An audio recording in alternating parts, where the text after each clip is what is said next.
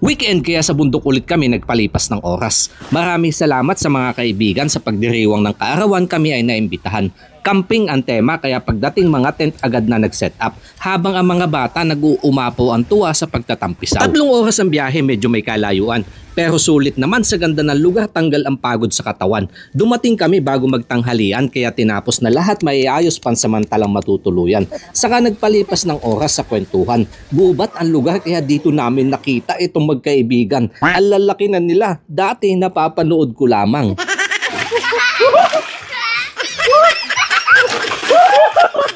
Hindi naman pala sila mapanganib na akala ko nung una. Ang babait dahil nagbigay pa ng pang-ulam dagdag sa handa para sa hindi makakalimutang pagdiriwang ng kaarawan. Ma'am Sheila and Sir Jack Brian, maraming salamat po ulit, kami ay napabilang. Pagkatapos ng kainan tuloy ng kasiyahan.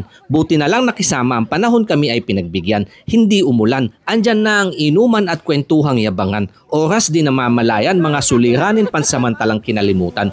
Bawat sandali maging makabuluhan, minsan kailangan din to ng katawan hanggang sumapit ang gabi ng hindi namamalayan. Kinabukasan kalam na sikmura ang gumising sa tulog na mahimbing. Ang palayang ligaw sa di kalayuan pumukaw ng pansin. Kaya ito ang naisipang isahog sa akin lulutuin.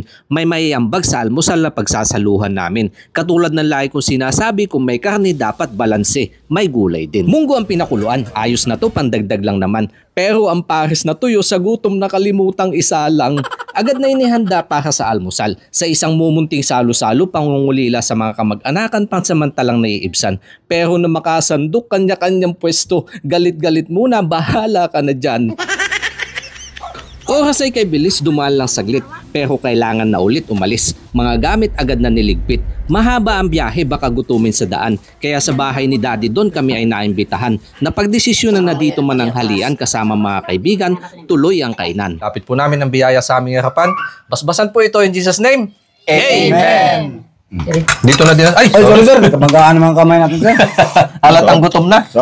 Bagong kusina nagbukas sa amin ng pintuan. Kaugali ang Pinoy, kulturang pinagyaman. Mga naihanda, masayang pinagsaluhan. Maiksing 2 araw, eto ang naging kaganapan. Pero nag-iwan na malaking puwang sa puso't isipan. Sa mumunti kong handog, sana po inyong nagustuhan. Walang hanggang pasasalamat iiwan namin sa aming pag-uwi. Eto po ang maikling kwento ng Ampalayang Ligaw.